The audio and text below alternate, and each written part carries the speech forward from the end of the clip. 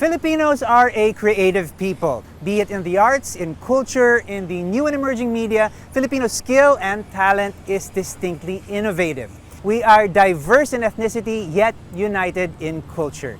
This is the Philippine creative industry. That's right, and today we take a deep dive into a vibrant sector that has provided income and, of course, jobs to Filipinos thanks to technological breakthroughs that give greater access to people and the market at home and around the world.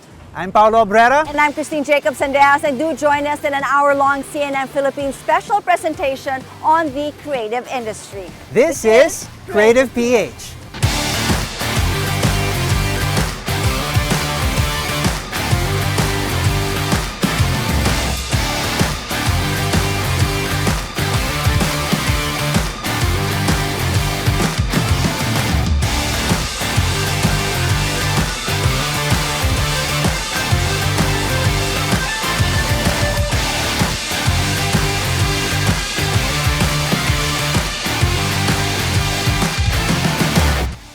Filipino talent is world-class, may it be in film, music, design, and even in digital media. And millions of Filipinos are making a living out of their creative skills. Government data show the creative industry gave jobs to nearly 7 million people in 2022, or around 15% of total employed Filipinos in the same year. The visual and performing arts were the most in-demand jobs last year, in particular, those in line with traditional cultural expression. Employment related to symbols, images, and other activities was next, followed by advertising, research and development, and other artistic service activities.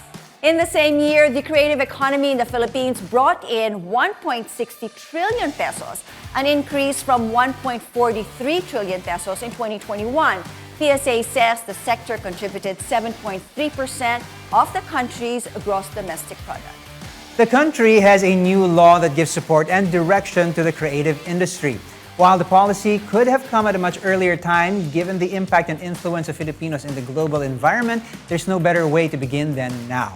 How much catching up is really needed to rally support for the creative industry in terms of resources, capacity building, and marketing and promotion, among others? Well, joining us are the principal author of the Creative Industries Act, Representative Tof de Venecia. We have Trade Department Assistant Director Jodan Darong, and National Commission for Culture and the Arts Deputy Executive Director Marichu Taliano. Hello, everyone. Hi, thanks for having us. What a pleasure to have you here sharing your expertise on this, this very exciting discussion we're about to have. Let's start with Tof over here. From the lens of the government, what would you say is the current state of the Philippine creative landscape? It's very exciting, Paolo. I mean, this is something that's been, really doing their damn hardest just to be able to get by and be productive and be successful in their own. And we've always known that the Filipino is very creative. They are, in fact, achieving waves abroad, again, on their own merit. Yes. As opposed to in other countries where there is substantial and significant government support to be able to help them scale and grow and achieve all of the milestones that they're able to do. So, so right now, I mean, the creative sector is really thriving.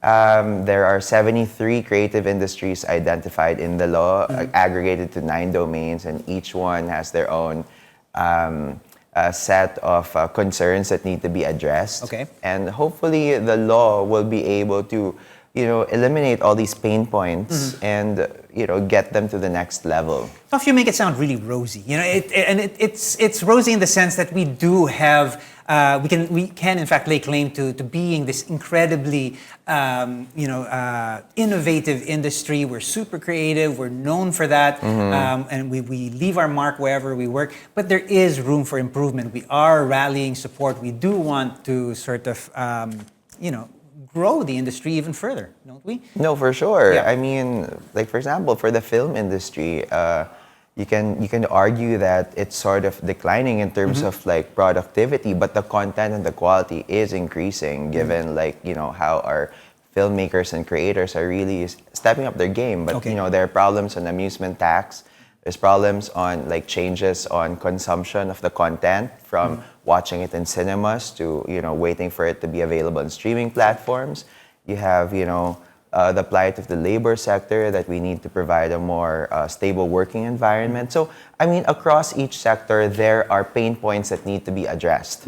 And of course, we're coming from the pandemic, in which there was really contraction in productivity in the performing arts sector because there were no face-to-face performances. There's a contraction in cinema because everything moved to like online and digital. But then now, at least we're starting to see, a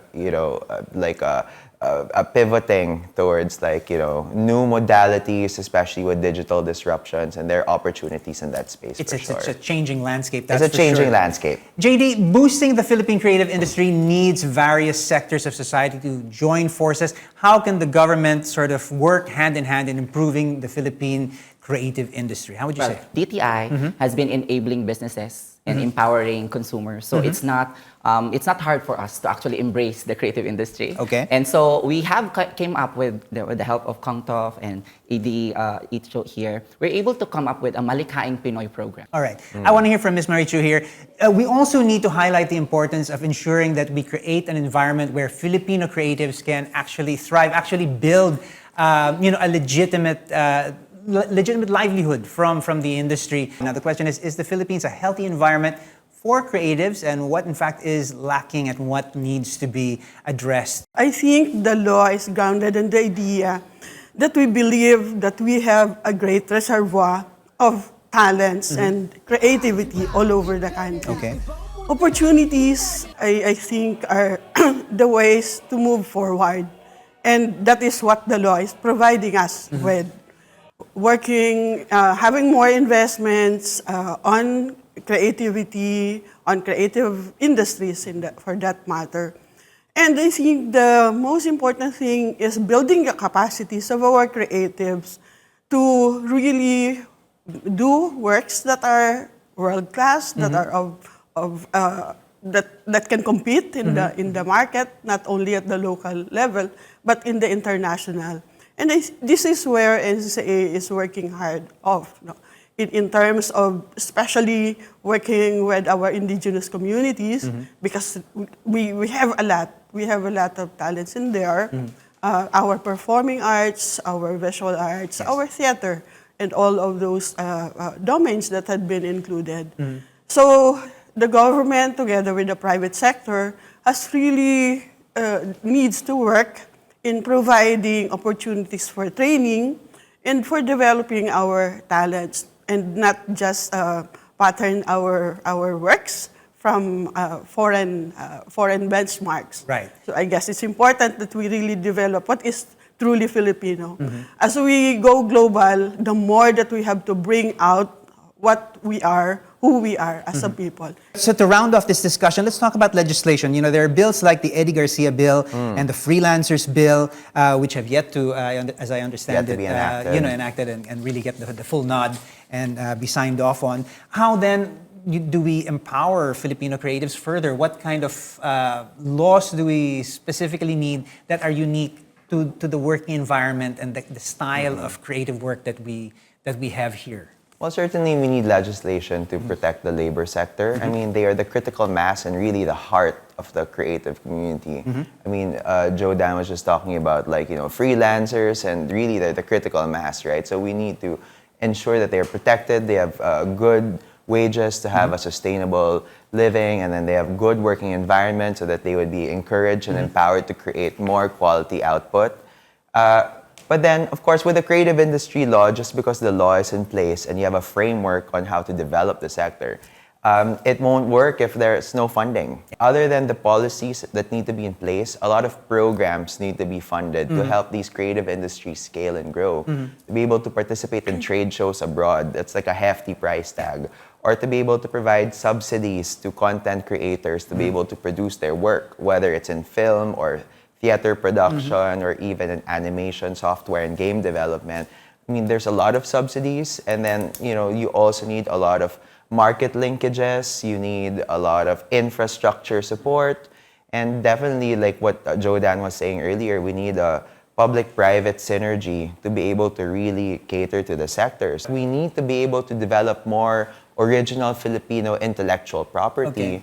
And then that is ultimately what will put us in the map. And definitely with this whole changing trend of hyper-local being the new global, like the more our creatives are able to realize for themselves that I don't need to emulate global content, but rather look into my own unique heritage, my own culture, stories from my own backyard, be more authentically Filipino, that will find a space right now in the global market. Really quick, JD, where are the opportunities though? One problem has always been the mismatch between skills and the opportunities that are actually out there. We're looking at game development.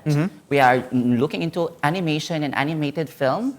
We're into the film and the theater and the performing arts. And lastly, on the original content. And so we're looking at an ecosystem where intellectual property rights are protected and people are given that much needed incentive. We're moving towards different regions right now. And you will be surprised, in our celebration of the Philippine Creative Industry Month, we've seen that we can make a difference not just within a particular metropolis, but we've seen the entire region celebrating with us. That is already a start. And I think that's where we're moving. It's a great note to end on. I want to say thank you to Kong Toff, JD, of course, Ms. Marie Chu for joining us right here at CreativePH. Thanks for having us. Thank you. Thank you. Well, up next, making stories that became hits on the big screen come alive through animation from the lens of Filipinos. Stay tuned for that.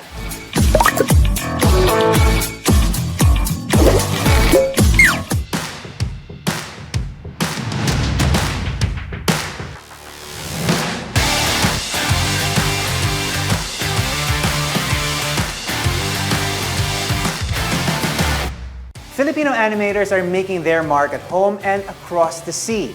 Talk about Hollywood hits. The Filipino imprint is at par, if not exceptional, in the world stage. Today, we take you further into the world of animation as we put the spotlight on our homegrown talents. I'm Paolo Abrera, and this is CreativePH.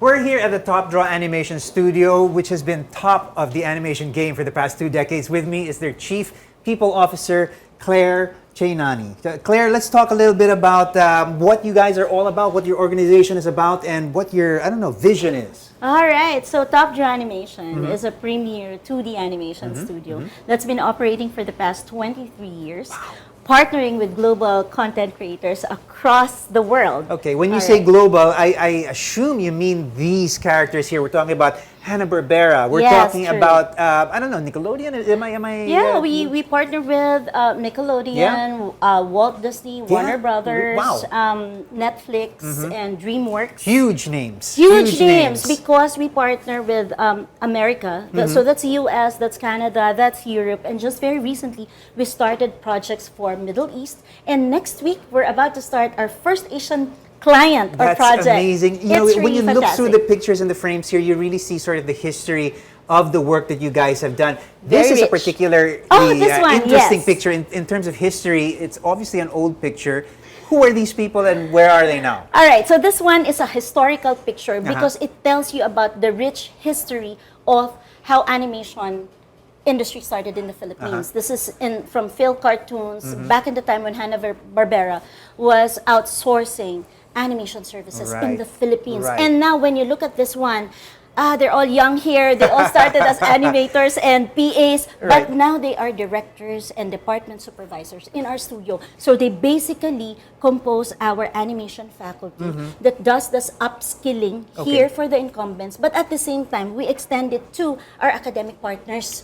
So we've partnered with different schools, helping them with faculty immersion, curriculum development, and we offer training, continuous education and training. Amazing stuff. So these are the OGs who started it all. And now they're sort of training the next generation and they're continuing, the craft of animation. And most of them actually started their own studios, but they all started with Top Draw. Okay, there you go. Well, we continue as we walk down memory lane, so to speak. You have more of the animation work that you guys have done. I can see it developing.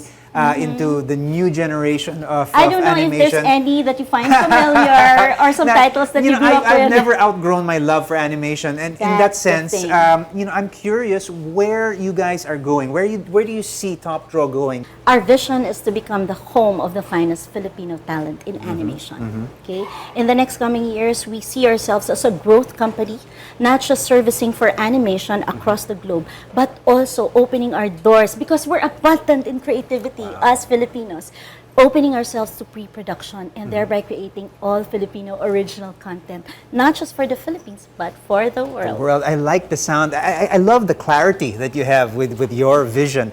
Well, let's zoom out a little bit and take a look at the animator's creative journey. We're joined by another expert. We have the Executive Director of the Animation Council of the Philippines, Danielle Enriquez. Danielle, it's great to have you. All right, guys, let's talk shop. Let's give the viewers an idea of how much work is involved to make the magic happen. We see it happening right here behind us. But walk us through how much prep time, how much actual work time.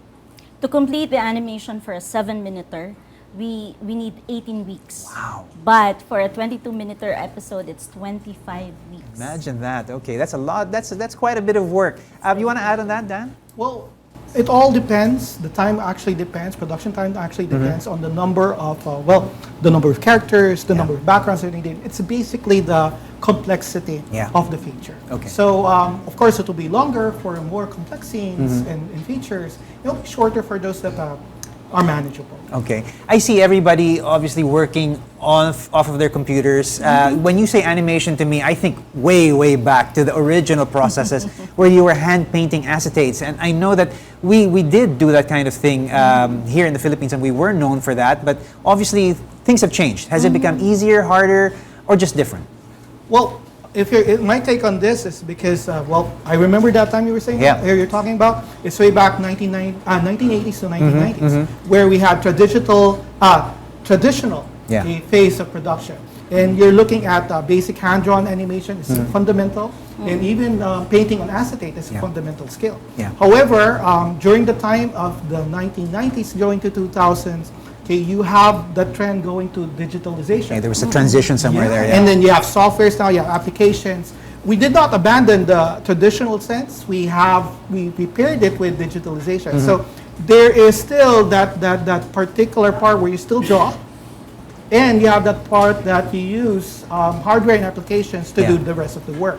But now, looking at how production is, it's now possible to go through a full digital pipeline. And the digital pipeline involves all the skills, hand-drawn on your screen or through your tablet, and up to the final phase of production, which is post-production, where you edit the videos, you edit the feature, and so forth. It's a different skill set, or either way. Well, in that, along that line, how has the skill changed? I mean, whereas before you used to have hand skills and you used to actually have to draw. Now you obviously need to be fairly competent or very competent, in fact, in terms of technology. What do we need to sort of upgrade our skills? We are a creative hub, but what else do we need to do to sort of really sort of up our game? For me, apart from the change in technology, we still, as a company, have decided to strengthen drawing skills. Okay. While it is traditional, drawing skills is still very important. So it's the technology operations plus the principles of animation. Okay. Because while others are very good with the technology, they're not necessarily adept with applying the principles of animation. Right, Okay. right. So those three, the drawing skills is very traditional skills, if you ask me.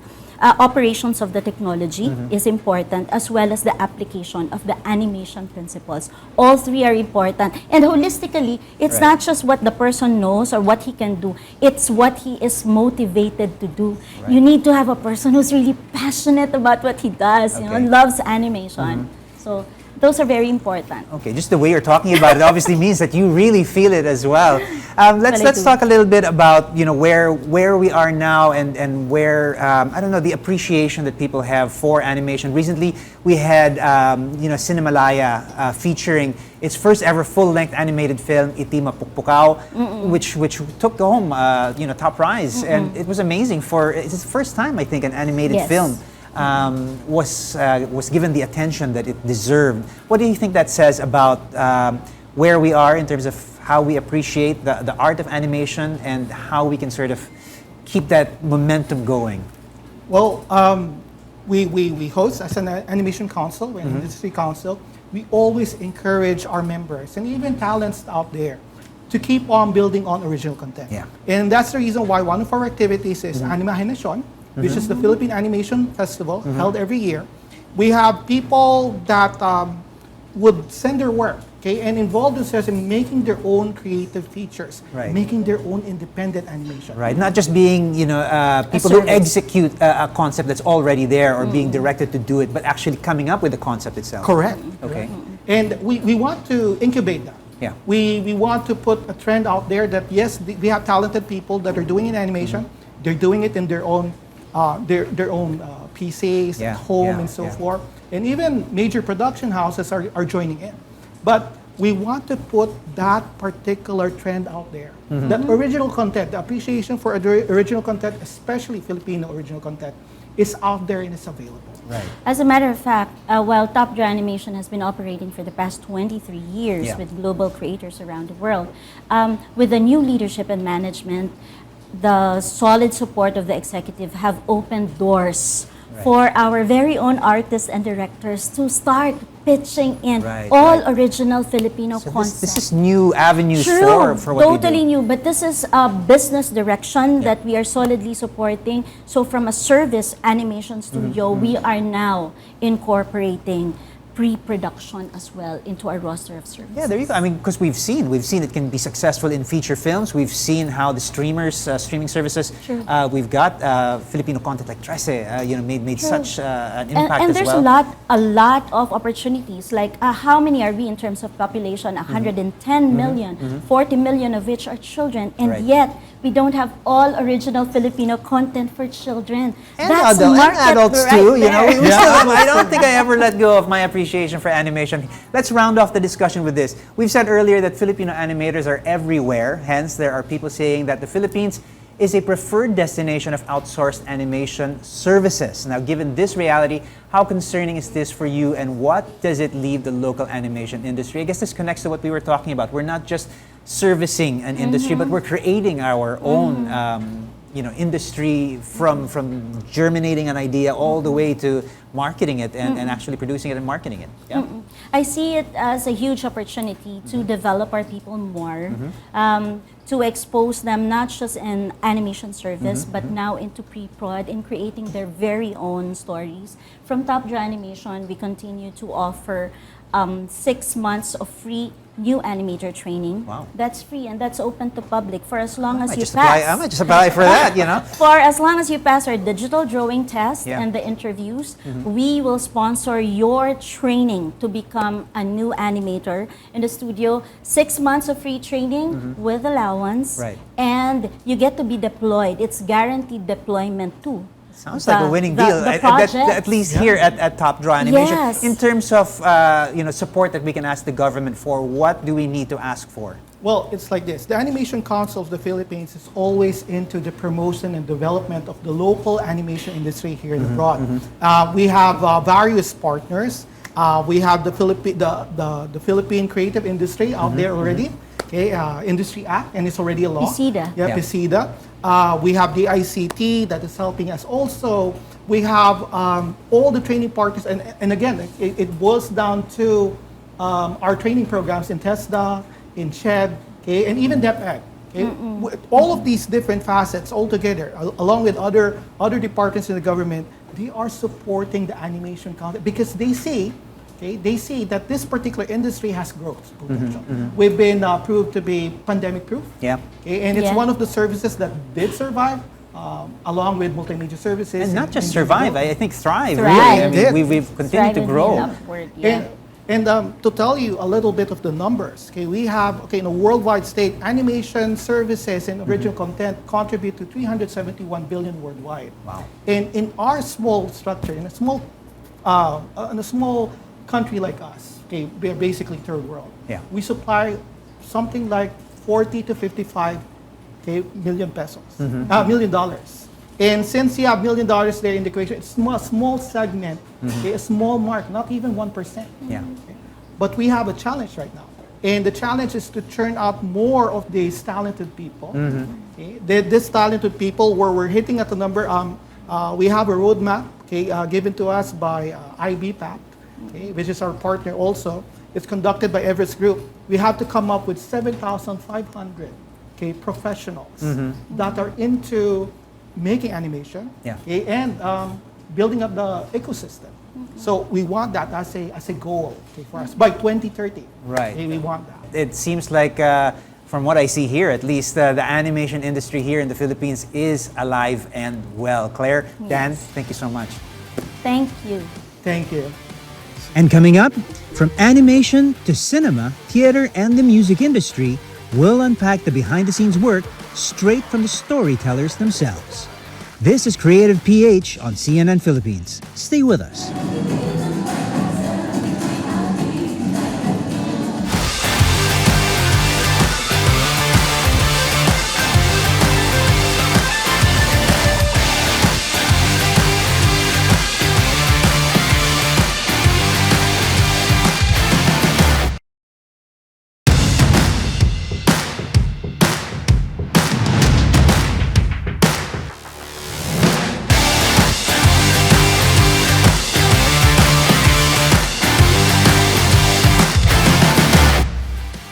And you're watching Creative PH, a CNN Philippines special presentation on the creative industry. I'm Christine Jacob-Sandejas.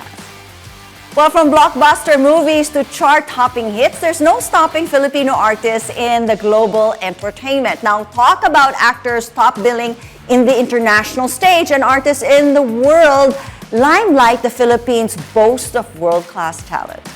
But for their handiwork that provides quality entertainment to a wide spectrum of audience, this begs the question, how is the welfare of workers in the creative industry? Now, 4 years ago, sadly, the entertainment industry and the nation as a whole was shocked with the news about the on-set accident and eventual death days later of screen legend Eddie Garcia. Now, this sad event has put a spotlight on working conditions in the industry, even influencing legislation seeking the protection and welfare of creative workers. And to talk to us more about this, joining us are veteran director and actress Gina Alahar. We also have Phil Stage President Odi Hemora and Moy Ortiz of OPM Vocal Group, the company. Welcome, welcome. Nice to have you with us. Okay, so, we heard earlier in the first gap, we talked about, the Eddie Garcia bill. Tell me a little bit, Gina, from your end, how would this help you? Where are we at? I mean, you just came from taping and you're still doing, dramas and teleseries and whatnot. But how is it? How many hours are you actually working right now? Christine, now we're working on 16-hour per day taping. We try to at least we try to follow that. Kasi during the pandemic, kala ko yan na yung sagot sa working hours problem ng movie industry and television industry. Kasi naman that before, halos hindi na natin alam kung kailan matatapos ang isang taping day, no? We could go more than 24 hours, in fact, even 48 hours. May ganyan. But during the pandemic, everybody was so concerned about everyone's health, the immune system, kailangan palakasin. So, nasunod yung sa FDCP and IATF rules na 14 hours work time, nagiging 16 because kasama doon yung lunch and dinner. Yeah. Okay, and it was a good thing. Yes, and you were so happy. You're telling me. Oh, it was like the best thing ever. I thought it was the answer already. But then, tapos ang pandemic and everything is slowly going back doon sa dati. Meron pa rin mga sumusunod. Meron pa rin sumusunod na sa 16 hours. Pero, it's not a law. Kaya nabe-break pa rin yun. Yes. There are people now, I heard na merong mga nagtatrabaho na ngayon who go beyond 24 hours, minsan 32 hours pa rin. So sad. And how is it like, Odi, in the theater industry? Medyo iba kami kasi controlled ang aming environment. Like for film and TV, you're all on location. Yes. So talagang the conditions can really, really vary. Kung minsan, di ba, even you get to put in a tent or Yeah. hindi maganda. But kami, in the theater, everything's there. So even during the pandemic, naglagay din sila ng mga precautionary measures, right? Like making sure that there's an ambulance there and making sure that we were tested, et cetera, et cetera. But in a theater, you've got all of that. You've got a clinic usually nearby. So all the conditions are controlled. Yes. So we're luckier in that sense. That's right. And of course, like during the pandemic, you guys were like hit badly. All of these live shows, at least for that film, we kind of had our way to do a bubble and to go, online. Pero pag theater, ang hirap talaga mag-online. Patay. Patay talaga. We were dead. We were the first. You were Kami the yung first. unang naapektuhan. As a matter of fact, I remember that first week. Nung nag-announce sila na magla-lockdown, unti-unti I saw every show close. Cancelled, including the show that I just finished, Ramahari, was supposed to go on 2020. And then we were at another channel rehearsing with the orchestra, and bigla na lang canceled. Yes. So yeah, we were so affected. And that was for such a long time. It wasn't just like for a few months. I mean, we were talking about years here, right? 3 years. Moy, you are also greatly affected. Tell me a little bit about the industry, your journey. You have been there, done that. Where are we now in terms of, the advancement, the creative side? Well, music is like a totally different world right now. People consume music differently. During our time, music used to be a very collective thing that you enjoy on the radio and on television. Right now, because of streaming, it's very, very subjective. You have your own personal playlist. So it's very, very, even the way music artists make a living, it's totally different. Yeah. And now with social media, and you mentioned streaming, easy entry. Anybody can actually enter. You can put out a song, you can make a big hit by tomorrow without a label, without management. Yeah. Diba? I mean, it's right there. You're right. I can be a big star. You're right.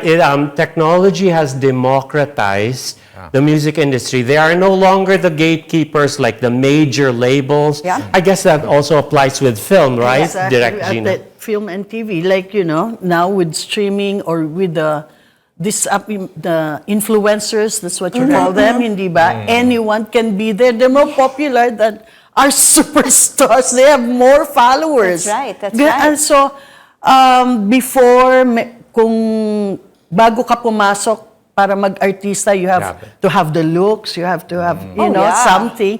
Now, no, you just have to be funny. You do workshops. You do. The key word now is engagement. Kung magaling ka mag-engage ng audience mo sa telepono, you'll get the followers. Which is Totally why, different world. the social media aspect, I mean, that has to be like the TikToks. I mean, it really has to be part of your platform in order for you to survive. I mean, it's a totally new normal. Another new normal that we have to talk about would be the streaming platforms. In terms of the film, which is why cinema, as Audie was mentioning earlier before we went on cam, was that it is greatly affected. Because most people can I just watch it? Can I just wait for it to come out on Netflix? Or can I get a streaming platform or something instead of having to wait for it in the cinema? What are your thoughts on that? Well, it's giving you an avenue. Yes, but it's also taking away from another avenue. Exactly, yeah. But kasi maraming taong ayaw pang lumabas ngayon to go to the cinemas because they're so scared, no? Pero para sa akin, this mga Netflix, mga Amazon Prime Video, parang they offer a new thing for our filmmakers. Kasi yung mga producers natin dito, they have really, really limited budget. So na-strain din yung creative juices ng mga filmmakers. Ngayon, with this one, I think lang malaki yung binabayad sa kanila. Kumaga, pag na-block yung isang artery, may nabukas ng iba. Exactly. I mean, there's another and way that's for it very to work, good because right? we have so many talents. We have super. Ang gagaling ng mga directors natin ngayon, the young ones, yung ganon. So, kung malilimit lang sila dito sa local, hindi ba? Parang naman, sayang naman sila. So, this streaming is very welcome. For you, yes. Audie. Yeah, I just had a Theater. very How was that? I was very interesting tale about that. Kasi dahil nga naapektuhan ang live. Ang ginawa ng mga theater people at mga singers para lang makapag-survive at that time was they went to this new platform Yes. called Kumu, Yeah. where you stream. Dun sila nabuhay because the business model of Kumu was you give gifts or money to the one who was streaming. Dun sila kumita. Ngayon, nung bumalik ang live, nagsialisa na naman ulit sila and they're all back live with a vengeance and the audience are Yes. back to live Yes. entertainment, loving every minute. It's like they call it, like revenge spending. So they're all back watching live shows. It's a totally new world, different world. For music as well, totally new world because, with all of these AI, things that are actually out there, I mean, it can help. As you said, is it a tool to help artists?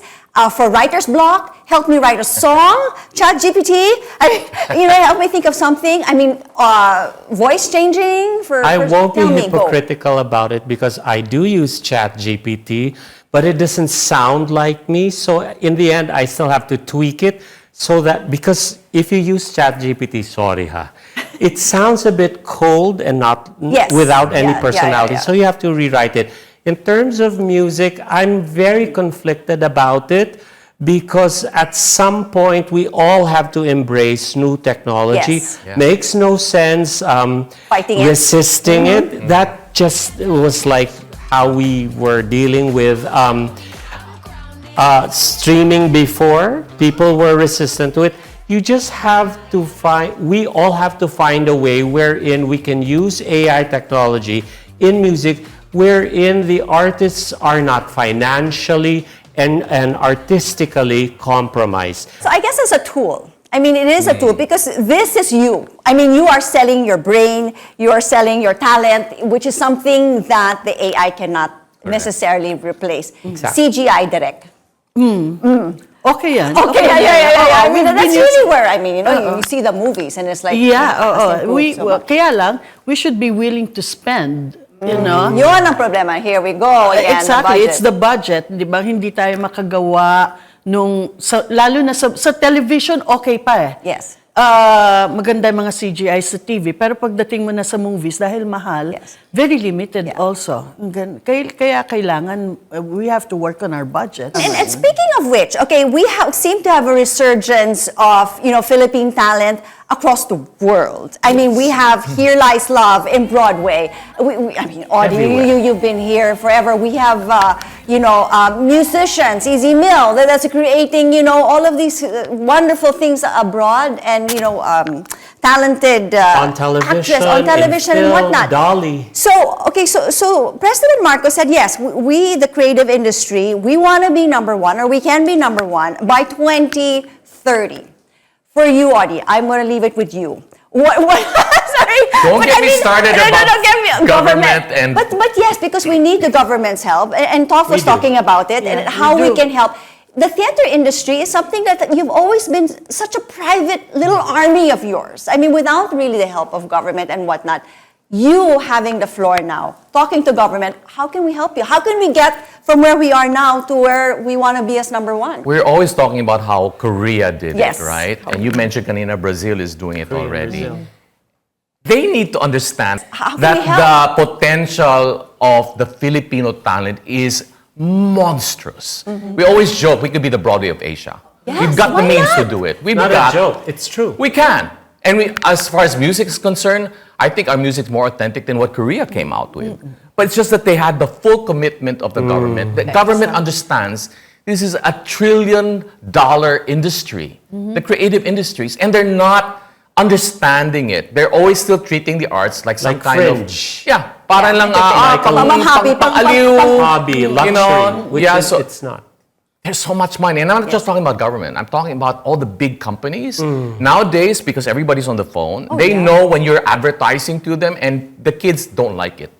They're looking for authenticity now. And who are the most authentic people? The storytellers, the musicians who sing their stories, Well the said. actors who are Yeah, singing. yeah. I mean, we're all Telling their just telling story, stories. There's so much money in the creative industry. You need to grapple and understand what it's all about and stop treating us like Like an Like accessory. beggars, no, like beggars, Like- or you know, or we're always begging for money. Ay, grabe. or something Well, like, you know, they just need when When the need arises. When the need Ang arises. laki ng pera sa Yes. arts, Yeah. you need to understand that. Do your homework. Yes. And then, please support us. Give us more funding. Yes, which is why, they've created this creative aspect, the Creative Development Act, to help the artists. And of course, Tof de Venecia is there to watch out for the artists. Thank you so much for, we will go anywhere. was So it. thank you so much for sharing your expertise, your dreams and vision, and of course, continuing to entertain the Filipino for so many years. Thank you so much for joining us, of course, Gina, Audie, and Moy. All the best to you. Thank you. Thank you, Christine. Yay. And coming up, how is artificial intelligence shaping the creative industry? Well, we'll get answers after this break. This is Creative PH on CNN Philippines. Stay with us.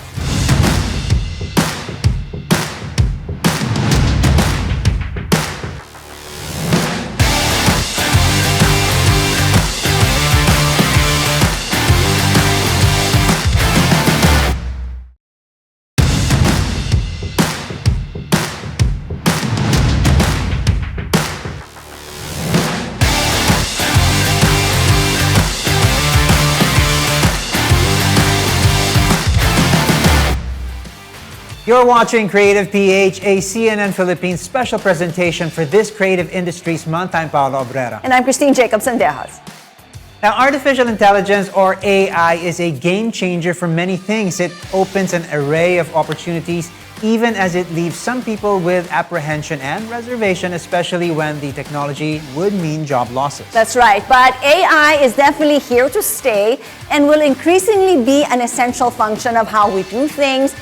From song covers with AI-generated voices of famous singers to AI-generated text that are disturbingly or impressively too close to human communication. That's right. Now, AI is everywhere. In fact, we might not even be ourselves. This should just be our AI avatars. But AI is in our business transactions, it's in the ads we consume, and even in the games that we play. To tell us more, joining us are Microsoft Philippines Country PR and Communications Head Joshua Aquino and Game Developer Association of the Philippines Board Member Jester Tesoro.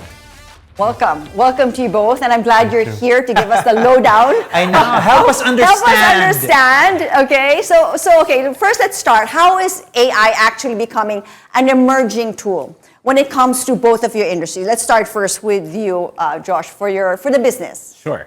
So it's a very exciting time with AI. Microsoft has very slowly invested in really becoming an AI company. Yeah. So that's where we are now, and as it stands today, last week we just launched Microsoft Copilot, which means that the entire experience of Microsoft device, operating system, and your apps is now powered by AI. One seamless experience. So it's a very indicative of where we're trying to lead this tool and really democratizing it for everyone. And so just a little bit of Copilot, just for the sake of our viewers. They're like, what is Copilot, right? So it is not autopilot, it is Copilot, wherein I am still in charge, right? Okay, but you are helping me. Tama ba Yes, yun? absolutely. So I love that you said that, because that's exactly the reason why we call it Copilot.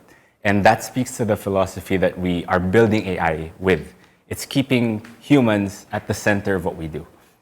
So there's a narrative around how it could replace us, it's dangerous, but really, more than anything, I think AI allows us to be more human. So this is coming in at a time where people spend 9 hours a day writing emails. 9 hours a week, writing emails. 8 hours a week in meetings. We spend 3.5 more times in meetings today than we did before the pandemic. So all of that drudge work is keeping us from innovating, from being creative. Right. So AI is coming into that equation and is freeing us to be able to do the core of our work. So that's what Microsoft is doing. That's what we're thinking about as we land AI. Right. Well, that's certainly one way to look at it in a more positive light in that sense. But there's always apprehension. Of course, will it completely take over in the sphere or realm of game developing? Co-developer AI or auto-developer AI? Where are we, and does it actually pose any risks, do you think, to your industry? In game development, it's still very early to say anything conclusive. But right now, I truly believe it will help the game developers as a whole. Harness all the It talent will in the Philippines it and will have it delivered make to them. the development so much more efficient. For sure, there are certain tasks that will be eliminated or somehow eliminated. Tasks or jobs? And some jobs, Yeah. but because of that, because of the efficiency it will bring, it will create more jobs. So that it's a matter of replacing the old jobs with a new one. But where are we going to reach a point where they are better than us? We're addressing the elephant in the room here. The real question or worry is that AI is much better, more efficient at doing certain things that things that we humans used to do certainly become superfluous. So the worry is, or the question is, how do we then prepare for the inevitable change in the tasks that we will relegate to AI, and how do we keep ourselves relevant in the equation then? One way to look at this is it's being built around us. It's supposed to help us. So if we think about how this can replace us, then that's a completely different perspective. Whereas if you think of how can this help me today, and for example, so just speaking to the situation right now and the topic about creative industry, it's easy to look at, this thing can do what I do. But there are things that you can do fundamentally that it cannot. Diba? So a human function, ethics are a human function. Diba? So that's something that machines cannot do. These things are only as capable as we train them. So yes, it can help us, but at the end of the day, it's no one is fundamentally, not us, certainly not us. We're not building this so that we replace humans. It's supposed to help us. Yeah. Right. That's really the underlying thing, Yes. diba? It's really there to help us. Pagdating naman sa gaming. AI will always be a tool Yes. to help. So we do have the tools, as we mentioned, but there are also risks involved in AI. For the business, of course, we have the fear of cybersecurity and whatnot. For the gaming, what are the risks involved with AI? Risks would be the slow adoption of the technology. That's a very big risk. So it's very important that we educate everyone as early as possible. And we have to embrace it because no one can stop AI. It will be there and it will continue to grow. It's becoming so much smarter at an increasingly worrisome pace. Yes. How do we then create legislation that will, create some sort of a framework for a regulation of ethical use of AI? So that's step one. And at Microsoft, we believe firmly in the responsibility that we have to drive that conversation. So our president, Brad Smith, is actually a lawyer. So he spends a lot of his time these days, he's probably there now, on Capitol Hill in DC, advocating for policy. And that's something that we're doing across the board. Whether we're talking to the Philippine government or we're talking to a customer, put up a board, responsible use, ethical use for AI. That has to be step one. And more than step one, it has to be part of every step of the development. So in software development, when you build a program or an app, these things go through rigorous testing. Diba? You have to test it not just at the start before it launches, but as it goes. You have to keep testing, keep making sure that it's working properly, safely. And in building AI, we believe in the same process. And so, but this thing has such a potential to solve the problems that we have today. We have to put it in that situation. It cannot be in a vacuum. So yes, on one hand, we're very active. We have a spirit of innovation. We're moving forward quickly. But on the other hand, we're also very measured. We're very safe. And companies, organizations, countries have to look at it the same way. It has to move together, in sync. I think what's really important is we have to do it now. We have to start talking about it now. We have to start looking at how to regulate everything related to AI. Because as he has mentioned, as Josh has mentioned, there's no ethics in terms of AI, and I think it lacks common sense then. So it's very important that we start regulating and checking it as early as now. I like the fact that we've got, real advocates here who Yes. also see the concerns, that need to be addressed. Definitely, just the tip of We the have to. iceberg. We have It's a to. We rabbit have hole to. that we can really sort of jump into and follow and follow for days and days, years, perhaps to come. It's been a great conversation so far. Thank you so much. Thank you you. so much, both of you. Of course, Joshua and Jester, thank you so much for joining us. This Creatives Month, Filipino artists are front and center. They have become trailblazers or essential contributors to their craft, and with the right platform and support, they can actually reach even greater heights in the local and global arena. I'm Christine Jacob-Sandejas. And I'm Paolo Abrera. Thank you for joining us. This is CreativePH.